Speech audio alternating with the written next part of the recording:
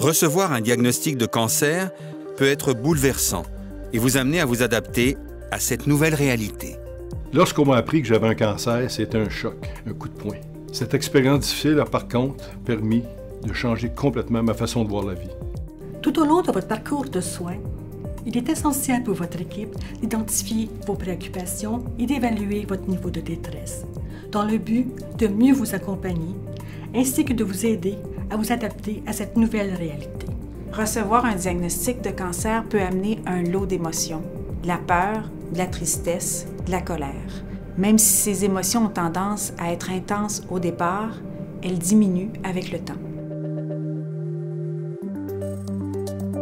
Les scientifiques définissent la détresse comme une émotion désagréable qui peut nuire au fonctionnement d'une personne ou diminuer sa qualité de vie. La détresse chez les personnes atteintes de cancer n'est pas rare. On estime qu'à peu près 40% d'entre elles en feront l'expérience pendant leurs soins ou la maladie. J'ai peur de mourir. Comment vais-je le dire à mes enfants et mes proches? Je n'ai rien retenu de ce que le médecin m'a dit. Comment continuer à croire en la vie? Comment vais-je me déplacer pour mes traitements? Vais-je pouvoir continuer à travailler? Est-ce qu'on va soulager ma douleur?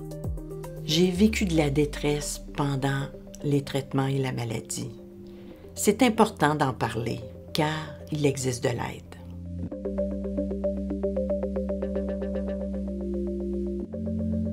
Le programme de détection de la détresse du CHUM a été mis sur pied pour connaître votre expérience et pour vous aider à composer avec les défis de la maladie. Ce programme s'adresse à tous les patients du CHUM et il a été élaboré en collaboration avec des patients ressources comme moi. Un dépliant qui présente le programme de détection de la détresse au CHUM vous sera remis. On pourrait ensuite vous proposer de remplir un court questionnaire appelé « Outils de détection de la détresse » pour mieux comprendre vos préoccupations et vos besoins à différents moments de votre parcours de soins. Vous discuterez ensuite avec votre infirmière ou votre médecin de vos réponses.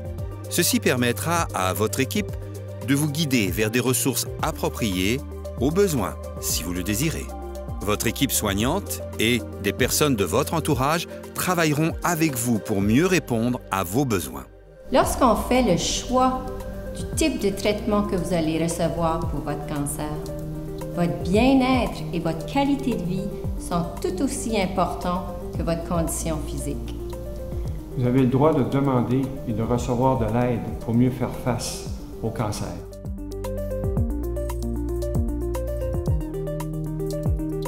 Au CHUM, plusieurs professionnels sont là pour vous accompagner tout au long de votre parcours et répondre à vos besoins ou vos préoccupations. Il y a votre équipe de base qui peut vous aider en tout temps. Elle est généralement composée d'infirmières, de médecins, de nutritionnistes et de pharmaciens. Lorsque nécessaire, votre équipe de base peut vous orienter vers des intervenants psychosociaux, tels qu'une conseillère en soins spécialisés, un intervenant en soins spirituels, un psychologue, une sexologue et un travailleur social.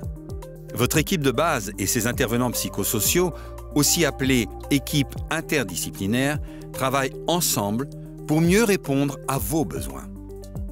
Lorsque la situation le requiert, vous pourrez bénéficier de l'aide d'un médecin psychiatre ou d'intervenants en santé mentale. Ces intervenants font partie de la clinique d'oncopsychiatrie du CHUM. L'équipe spécialisée en oncologie psychosociale, appelée ESOP, comprend aussi un comité qui s'assure que le programme de détection répond aux besoins des patients.